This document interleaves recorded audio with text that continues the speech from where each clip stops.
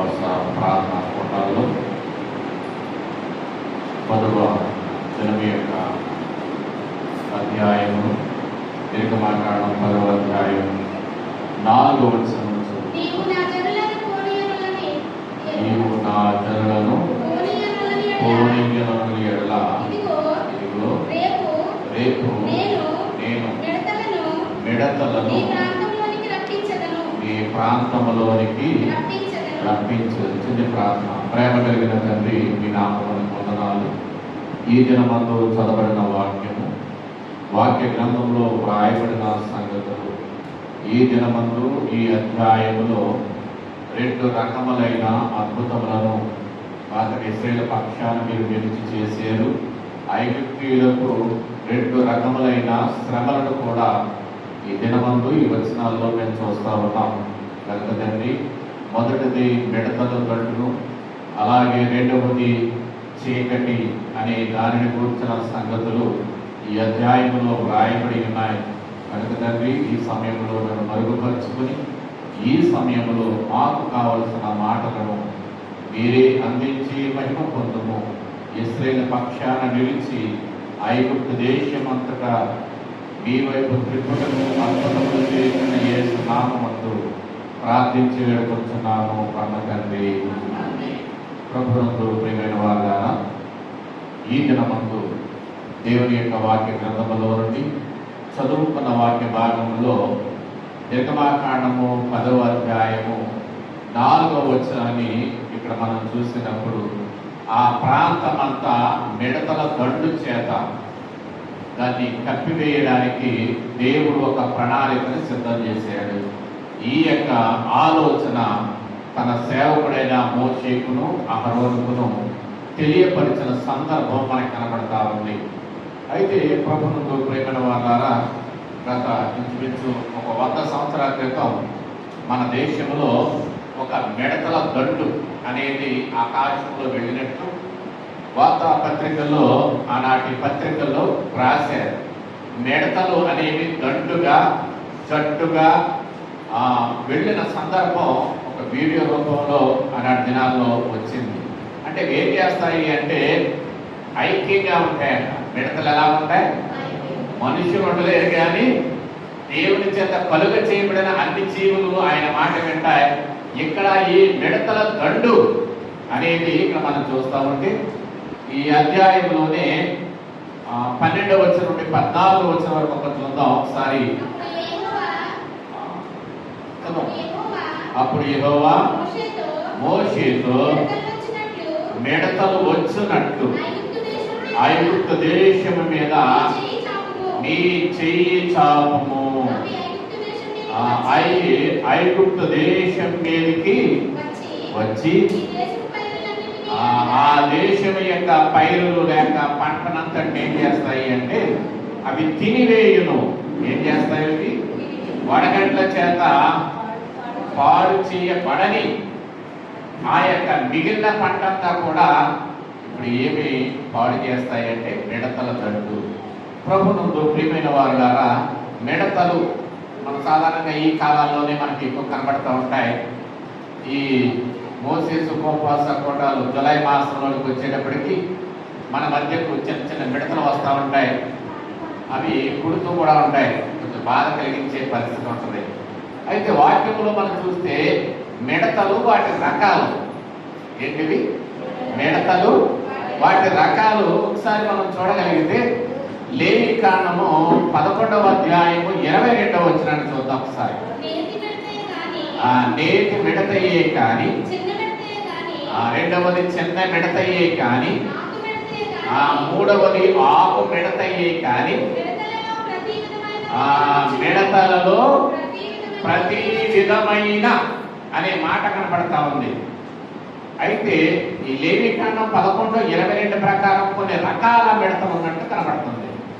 ఈ నిర్గమాకాండంలో ఏం కనపడుతుందంటే ఈ 14వ వచనం అంటాడు, అవి మిక్కిలి బాధకరమైన మిడతలు. మిడతలు ఎలాంటివంట? మిక్కిలి బాధకరమైనవి. అందుచేత అవి బాధ కలిగించే, మనుషులు పుట్టిన బాధ, కూర చెట్లను పాడు చేస్తూ ఉన్నాయి, అయితే ప్రభువునందు ప్రియమైన వాళ్ళారా, బైబిల్ గ్రంథంలో మిడతలు వాటి యొక్క పరిస్థితులు చాలా ఉన్నాయి. కానీ ఈ దినమందు మనము ఆలోచన చేస్తే సంఖ్యాకాండము 13వ అధ్యాయము 33వ వచనాన్ని చూద్దాం.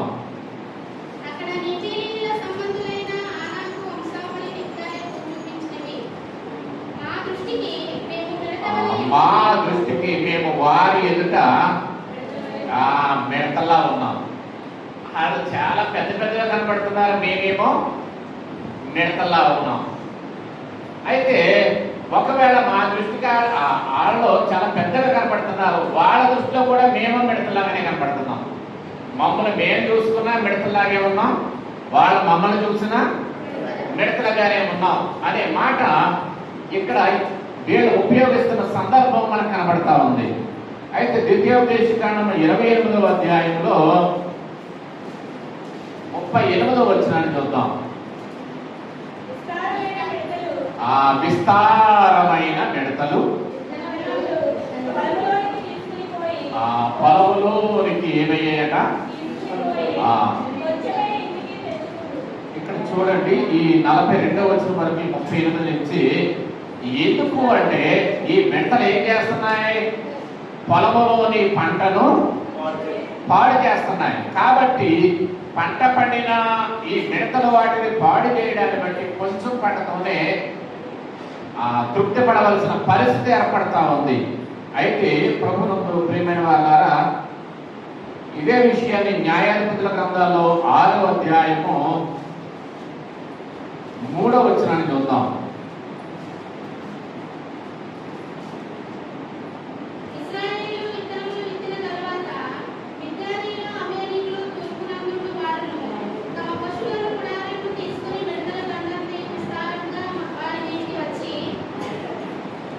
ఇక్కడ చూడండి ఎలా వచ్చారండి వాళ్ళు, మిడతల దొండు వలె విస్తారముగా. అంటే మిడతల దొండు ఎలా ఉంటుంది అనమాట, విస్తారముగా. ఎక్కువ దండు అంటే దాన్ని విస్తారంగా మనం చెప్తాం. అయితే యోబు గ్రంథంలో వద్దాం ఒకసారి, 39వ అధ్యాయము 20వ వచనాన్ని చూద్దాం.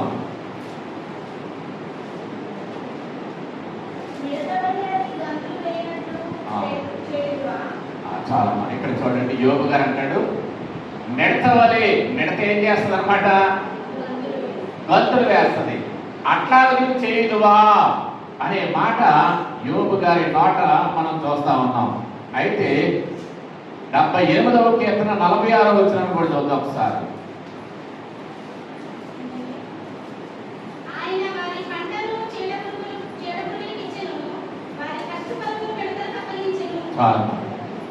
వారి పంటను ఎవరికి ఇచ్చేసాడు, చీడ పురుగులకు మిడతలకు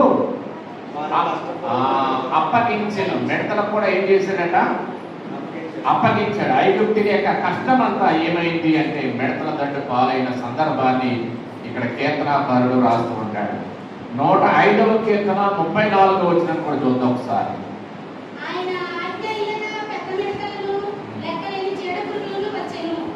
చూడండి ఇక్కడ ఏం వచ్చినాయంట, ఆయన ఆజ్ఞయ్యగా పెద్ద మిడతలో. అంటే మిడతల్లో ఏముంటాయి, చిన్న మిడతలు ఉంటాయి, పెద్ద మిడతలు ఉంటాయి. ఎందుకు పెద్ద మిడతలు, ఎందుకు చిన్న మిడతలు ఏంటి, రకరకాల ఇక్కడ లేవీకాండంలో మనం చూస్తాం కొన్ని రకాల మిడతలు, వాటి రకాలు. ఇక్కడ మనం ఆలోచన చేసినప్పుడు పెద్ద మిడతలు కూడా దేవుడు రప్పించువాడు. అంతేకాకుండా దీనిని గురించిన సంగతులు కూడా బైబిల్లో చాలా ఉన్నాయి. కానీ సామెతల గ్రంథం 30వ అధ్యాయము 27వ వచనాన్ని చూద్దాం ఒకసారి. మిడతలకు ఎవరు లేరంట, లీడర్షిప్ లేదు. ఇక అందరూ మిడతలు ఏం చేస్తే తెలుసా, ఎలాగ ఇష్టపడితే అలా వెళ్ళిపోవాలంట. రాజు లేకపోయినా క్రమముగా డిసిప్లిన్ ఉంటుందంట. మిడతలకు ఏమున్నది, డిసిప్లిన్ ఉంది. కానీ మిడతలు చూసి మనుషులు నేర్చుకోవాలేమో అన్నట్టు ఉంటుంది అన్నమాట. బైబిల్లో మీరు చూస్తా ఉన్నప్పుడు మిడతలకు ఎవరు లేరంటే నాయకుడు లేడు, రాజు లేడు, అయినా అవి వాటి పనిని అవి సక్రంగా చేస్తాయి.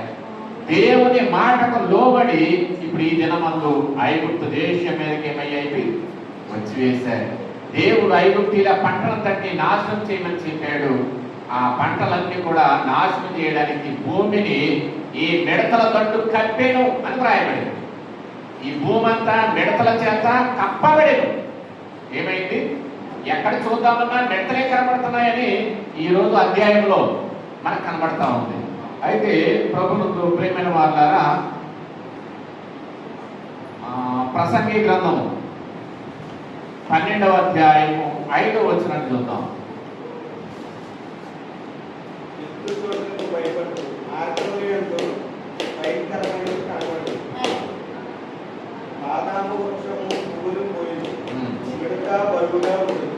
మిడత ఎలా ఉంటుందట? బరువుగా ఉంటుంది. అక్కడేమో పెద్ద మిడతలు అన్నాడు, ఇక్కడేమో బరువుగా ఉంటాయి అన్నాడు. ఎందుకు ఈ మళ్ళీ గుర్తు చేస్తానంటే వీటితో పని ఉంది. ఇటు దేవుంది, మిడతతో దేవుడికి పని ఉంది, ఇశ్రాయేలుకి కూడా పని ఉంది. మనకు ప్రస్తుతానికి అయితే పని లేదు. అయినా కానీ వాక్యంలో మీరు ఆలోచన చేస్తే ప్రభువుతో ప్రియమైన వాళ్ళారా, యెషయా గ్రంథము 33:4 చూద్దాం.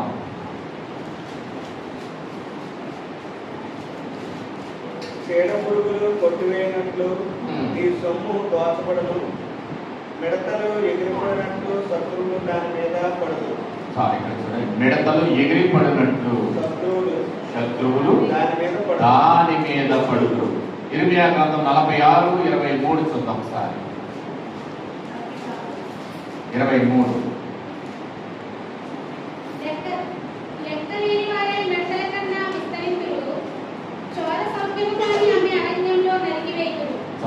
చూడండి, లెక్కలేనన్ని మిడతల కన్నా అనే మాట. అంటే ఎందుకు మిడతల గురించి ఎంతగా బైబిల్లో చాలా చోట్ల ప్రస్తావించబడింది.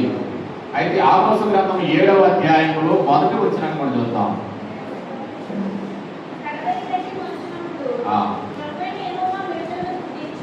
ప్రభువైన యెహోవా మిడతలను పుట్టించి ఏం చేశాడంటే ఆయన దేవుడు ఏం చేశాడంటే కనపరిచెను, చూసేటట్టు విస్తారమైన మిడతలను పుట్టించి. ఆమోసు గ్రంథం 7వ అధ్యాయం 1వ వచనంలో ఈ విషయం మనకు కనబడతా ఉంది. యోవేలు గ్రంథము 1వ అధ్యాయం 4వ వచనంలో కూడా ఈ మిడతల గురించి వ్రాయబడతా ఉన్న సందర్భం.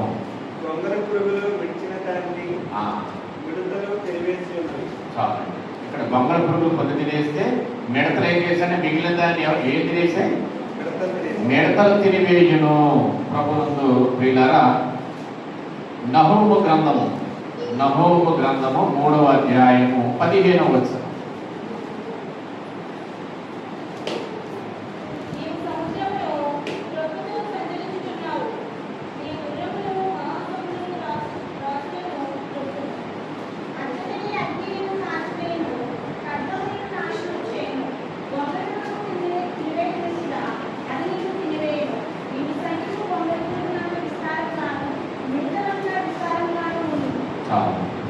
మిడతలు ఎక్కడ ఎలా ఉన్నాయంట? నహూము గ్రంథంలో కూడా వ్రాయబడుతుంది, విస్తారంగా ఉండును.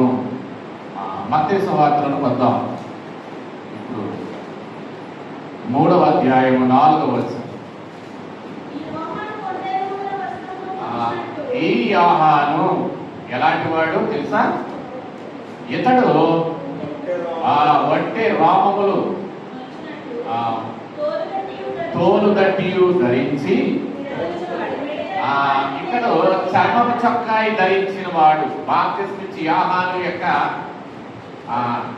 ఆలోచన లేకుంటే ఆయన యొక్క ఇష్టాలు, ఆయన యొక్క పద్ధతులు ఇక్కడ పరిశుద్ధాత్మ ద్వారా ఈ లోకములకు వచ్చిన స్త్రీలు కనిన వారిలో యోహాను కంటే గొప్పవాడు లేడు అని బైబిల్ గ్రంథంలో వ్రాయబడుతున్న సందర్భం. స్త్రీలు కనిన వారిలో యోహాను, బాప్తిస్మిచ్చి యోహాను గొప్పవాడు అని వ్రాయబడతా ఉంది. అంటే ఇంచుమించు జన్మ పాపము లేకుండా ఎందుకు చేతనంటే తల్లి నిండు వృద్ధాప్యములో ఆయన జన్మించడాన్ని బట్టి ఎలిజబెత్ జకర్యాలకు ఇక కొద్ది రోజులు చనిపోతారనగా ఈయన జన్మించాడు. ఇది దేవుని ఆత్మ ద్వారా, పరిశుద్ధాత్మ ద్వారా జరిగిన కార్యము. ఆయన జన్మించిన తర్వాత కొద్ది రోజులకే వారు చనిపోయారు. ఇప్పుడు ఆయన అరణ్యములో ఉన్నాడు. ఎక్కడున్నాడు? దేవుడు ఆయనను అరణ్యములో పెంచాను, అడవిలో పెంచాడు దేవుడు.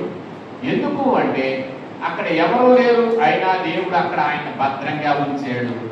ఆయనకు తినడానికి ఆహారం ఏంటో తెలుసా? మిడతలు, అడవి తేనె. ఇప్పుడు బలిసిన మిడతలు చూసాం, పెద్ద మిడతలు చూసాం.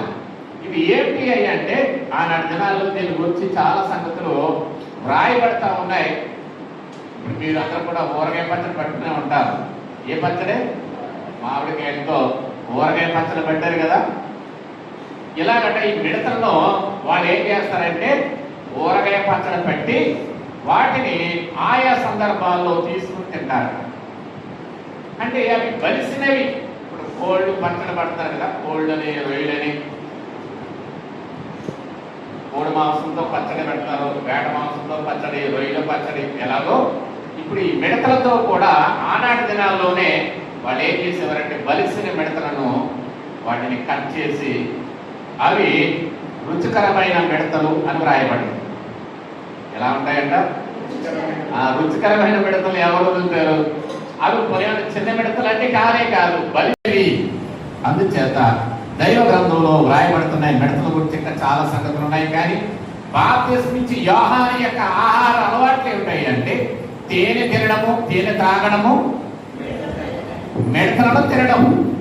ఇవి దేవుడు ఆయనకు నియమించిన ఆహారము. దేవుడు బాప్తిస్మం ఇచ్చి యోహానుకు ఏమిచ్చాడు అంటే ఆహారం పెట్టాడు. అది నాన్ వెజిటేరియన్. వెజిటేరియన్ కాదు. యోహాను గారు ఎవరు? ఆకులు అమ్మలేదు, తినలేదు. ఆయన ఖచ్చితమైన మంచి మిడత మాంసమును, అది బలమును చేకూర్చేది, ఆరోగ్యకరమైన తేనె కూడా. ఈ రెండు అతనికి ఆహారముగా దేవుడు అనుగ్రహించాడు. కాబట్టి బైబిల్ గ్రంథంలో ఈ మిడతలు ఐగుప్తీయుల యొక్క పొలములోని పంటను పాడు చేయడానికి ఉపయోగపడ్డాయి. దేవుని సేవకుడు బ్రతకడానికి ఆహారంగా కూడా ఉపయోగపడింది.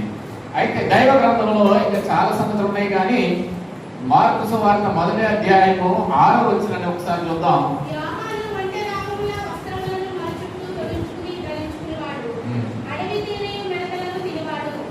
ఇక్కడ మత్తయి సువార్తలో రాసిందే మార్కు గారు కూడా రాస్తా ఉన్నాడు. ఈయన ఆహారం యొక్క అలవాటు. అయితే ప్రకటన గ్రంథము 9వ అధ్యాయము 3వ వచనాన్ని చూద్దాం.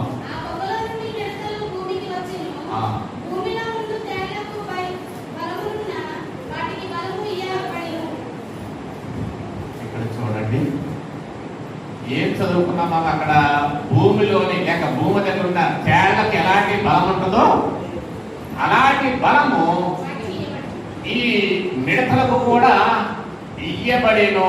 ప్రభువుకు ప్రియమైన వారారా, దేవుని రాకడ సమయమందు ఈ మిడతలు కూడా తన పనిని తాను చేసుకోవడానికి దేవుడు ఆజ్ఞాపిస్తూ ఉన్నాడు.